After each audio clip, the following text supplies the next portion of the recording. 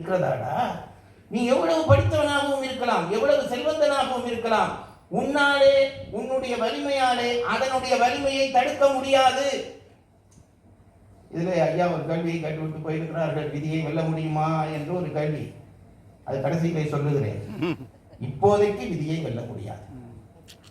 இப்போ இந்த விதியை வெல்ல முடியாது என்று நான் சொன்னேனே, அதுக்கு பாரதத்திலே ஒரு உபகதையிலே ஒரு கதை சொல்லுவார். ஜனமேஜயன் என்று ஒரு மகாராஜன், அவன் அர்ஜுனனுக்கு பேரன், அப்படித்தான் சொல்கிறார். ஜனமேஜயன் என்று ஒரு மகாராஜன். அவன் ஒரு நாள் தன்னுடைய அரசவையிலே, இந்த கதையெல்லாம் பாரத நூலில் போய் தேடாதீர்கள், அங்கங்கு உபகதையாக இப்படி கதைகள் நிறைய வந்து விட்டன. ஆனால் அர்த்தமுள்ள கதைகள். இந்த ஜனமேஜயன் ஒரு நாள் தன்னுடைய அரசவையிலே இருக்கிறான், மந்திரி பிரதானிகள் எல்லாம் சூழ்ந்திருக்கிறார்கள். அப்போ திடீரென்று அங்கே வியாச முனிவர் வந்தார். வியாச முனிவர் தான் இவர்களுக்கு மூல தந்தை. வியாசரிலிருந்து தான் இந்த பரம்பரையே உருவாகிறதாக சொல்கிறார்கள். வியாசன் வந்த உடனே பூட்டனாக்கு பூட்டன் வந்திருக்கிறார் என்று அவன் எழும்பி ஜனமேஜயன் அவரை மரியாதை செய்து பூஜை செய்து பாத நமஸ்காரம் பண்ணி கும்பிட்டு முறைப்படி உட்கார வைத்தார். உட்கார வைத்து விட்டு பேசிக் கொண்டிருக்கிறார்கள். அப்போ ஜனமேஜயன் வசிஷ்டமாமுனிவரை பார்த்து கேட்டான், சுவாமி, எனக்கு நீண்ட நாளாக ஒரு சந்தேகம் இருக்கிறது, அதை நான் கேட்டால் நீங்கள் தப்பாக நினைக்க மாட்டீர்களே என்றான்.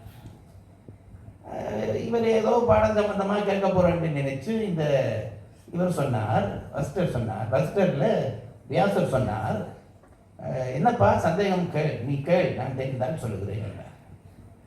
இவன் கேட்டான், சுவாமி, நீங்கள் முற்றும் துறந்த முனிவர் தானே, என்னப்பா உனக்கு இதிலேயே சந்தேகமா என்றார் அவர். இல்லை, நீங்கள் அப்படித்தானே. ஆமா, உங்களுக்கு முக்காலமும் அறிகிற சக்தி உண்டா இல்லையா என்றான். உண்டு என்றார். இப்பதான் சாமி எனக்கு சந்தேகம் பிறக்கிறது, எங்கள் சந்ததியினுடைய மூத்தவர் நீங்கள். இந்த மகாபாரத யுத்தம் பெரிய யுத்தம், அதனால்தான் மகாபாரதம் என்று பெயர் வைத்தார்கள். இந்த பெரிய யுத்தம் நிகழ்ந்து எங்கள் சந்ததியே அழிந்து போய்விட்டது. துரியோதனர் அழிந்தார்கள், பாண்டவர்களும் உட்படவில்லை, எல்லாரும் அழிந்து போனார்களே, நீங்கள் நினைத்திருந்தால் இந்த யுத்தம் வராமல் தடுத்திருக்க முடியாதா என்று கேட்டான். நீங்கள் நினைத்திருந்தால் என்றால் நீங்கள் முக்காலமும் உணர்ந்தவர்கள் என்று ஒத்துக்கொள்கிறீர்கள். ஆகவே நீங்கள் சொல்லி இருக்கலாமே, சண்டை வரப்போகிறது என்று சொல்லி இருக்கலாமே, ஏன் நீங்கள் இந்த சண்டையை தடுக்கவில்லை என்று கேட்டான். வியாசர் சிரித்தார். சிரித்து விட்டு சொன்னார், அப்பா, நான் நினைத்தாலும் இந்த சண்டையை தடுத்திருக்க முடியாது.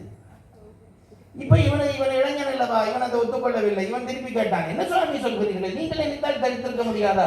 முக்காலம் உணர்ந்தவர் உங்களுக்கு மகாபாரத யுத்தம் வரப்போகிறது என்று தெரியும் தானே. சரி, நீங்கள் போய் சொன்னால் துரியோதனன் தான் கேட்டிருக்க மாட்டான், அவனை விட்டு தள்ளுங்கள். தர்மன் கேட்டிருப்பானே, தர்மனிடம் போய் சொல்லி இருக்கலாமே, அப்பா நீ சண்டையை விட்டு விலகி விடு என்று சொல்லி இருந்தால் இந்த சண்டை நடந்திருக்காதே. இவர் சொன்னார், நான் சொன்னாலும் தர்மனும் சண்டைக்கு போய்தான் இருப்பான். இப்ப இவனுக்கு கோபம் கூடுது. சுவாமி, பதில் சொல்ல வேண்டும் என்று பதில் சொல்லிக் கொண்டிருக்கிறீர்கள், வேண்டாம், அது கூட வேண்டாம். பாரதத்திலே அந்த துரியோதனன் தர்மனை சூது காலித்த பொழுது, சகுனியை விட்டு சூது காலித்த பொழுது நீங்கள் போய் சொல்லி இருக்கலாமே, தர்மனுக்கு இந்த சூதினாலே பெரும் ஆபத்து விளைய போகிறதப்பா, சூதாடாதே என்று சொல்லி இருக்கலாமே என்றான். நான் சொன்னாலும் தர்மன் சூதாடி இருப்பான் என்றார் வியாசர். இப்போ இவனுக்கு கடும் கோபம் வந்து விட்டது. இது என்ன ஒரு பெரியவர் இப்படியா பேசுவது? இதெல்லாம் நடந்திருக்காது, உங்களுக்கு தெரியும் என்று சொல்கிறீர்கள், தெரிந்தால் தடுத்திருக்க முடியும், ஏன் தடுக்கவில்லை என்று கேட்டான். வியாசர் சொன்னார், அதுதானப்பா விதி, வகுக்கப்பட்ட விதி நடந்தே தீரும், நான் நினைத்து அதை தடுத்திருக்க முடியாது என்றார். சுவாமி, நான் அதை ஒத்துக்கொள்ள மாட்டேன் என்றான் இவன். என்ன ஒத்துக்கொள்ள? விதி என்றால் ஒன்றினாலே எல்லாம் நடக்கும் என்பதை நான் ஒத்துக்கொள்ள மாட்டேன் என்றான் இவன். அப்படியா, சரி. இப்ப வியாசருக்கு கொஞ்சம் கோபம் வந்து விட்டது. வியாசர் பார்த்தார், அவனை பார்த்தார், ஜனமேஜயனே, இப்ப நான் உனக்கு ஒன்று சொல்லுகிறேன். இன்னும் 7வது நாளிலே உனக்கு பிரம்மஹஸ்தி தோஷம் வரப்போகிறது. பிரம்மஹஸ்தி தோஷம் என்றால் என்ன தெரியுமோ? பிராமணனை கொன்ற பாவம். உனக்கு பிரம்மஹஸ்தி தோஷம் வரப்போகிறது. இப்ப நான் சொல்லிவிட்டேன் அல்லவா, முடிந்தால் தடு என்று விட்டு வியாசர் மறந்து விட்டார். இவன் திகைத்து போனான், சும்மா இருக்க முடியாமல் கேள்வி கட்டி இப்படியா போச்சு. உடனே எல்லா மந்திரிமார்களை கூப்பிட்டான், அந்தனர்களை கூப்பிட்டான், பெரிய படித்தவர்களை கூப்பிட்டான். முனிவர் இப்படி சொல்லிவிட்டு போய்விட்டார். 2 பிரச்சனை. ஒன்று, எனக்கு அந்த பாவம் வரக்கூடாது, நான் முனிவரை தோற்கடிக்க வேண்டும். எப்படி இந்த பாவத்தை தடுப்பது என்று எல்லாரையும் கூடி ஆலோசித்தான். அப்ப எல்லாருமா சொன்னார்கள், ஒரு பெரிய யாகத்தை நீ நடத்து, அந்த யாகத்தை நடத்தினால் அந்த யாகத்தினுடைய பலனாக உனக்கு வரக்கூடிய இந்த பாவம் நீங்கும் என்று எல்லாரும் சொன்னார். இவனும் நம்பிவிட்டான். பெரிய யாகம், எல்லா வீரர்களையும் கூப்பிட்டான். ஒரு பெரிய ஒரு சுற்றி வர ஒரு படையை நிற்க வைத்தான். நடுவிலே யாகம் நடக்கிறது. அந்த உயர்ந்த அந்தணர்கள் அத்தனை பேரையும் கூப்பிட்டு விட்டான். பெரிய யாக குண்டம், குடமாக நெய்யை வாக்கிறார்கள். அக்கினி ஆகாயம் வரையும் விட்டு வளர்கிறது. எல்லாரும் இருந்து மந்திரம் சொல்கிறார்கள். இவனும் வந்து பக்கத்திலே உட்கார்ந்து விட்டான். யாக எஜமானாக வந்து உட்கார்ந்து விட்டான். இவனுக்கு கையிலே தப்பை போட்டாகிவிட்டது. இப்போ இவன் என்ன செய்கிறான்? தனக்கு பக்கத்திலே 4 மெய்ப்பாதுகாவலரை வைத்துக் கொண்டான். என்ன சொன்னான்? பிராமணரை கொன்ற பாவம் வரும் என்று சொல்லி இருக்கிறார். நான் என்னை மறந்து ஏதாவது செய்தாலும் என்னை விடாதீர்கள், முடித்துக் கொள்வதற்கு 4 பேரை பக்கத்திலே இருத்தி விட்டான். யாகம் நடக்கிறது. 1 நாள் முடிந்தது, 2 நாள் முடிந்தது, 6 நாள் முடிந்தது, 7ஆம் நாள் தொடங்கி விட்டது. ஜனமேஜயன் ரொம்ப விழித்துக் கொண்டான். எல்லாரையும் சொன்னான், கவனமாக இருங்கள், இந்த 1 நாள் முடியட்டு, நான் வியாசரோடு பேசிக் கொள்கிறேன் என்றான். இப்போ என்ன ஆகிறது? அந்த 24 மணித்தியாலத்திலே 23 மணித்தியாலம் முடிந்து விட்டது.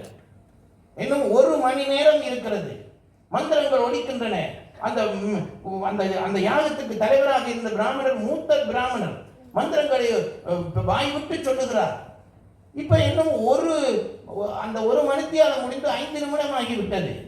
5 நிமிடம் ஆகிவிட்டால் எல்லாரும் கவனமாக இருக்கிறார்கள். மந்திரம் ஒலிக்கிறது, நெய் விடுகிறார்கள், ஓமம் வளர்கிறது. இப்போ 1 நிமிஷம். இப்படி சொன்னா தானே உங்களுக்கு ஒரு டென்ஷன் வேணும். இப்போ ஒரே 1 நிமிஷம், 60 வினாடிகள்.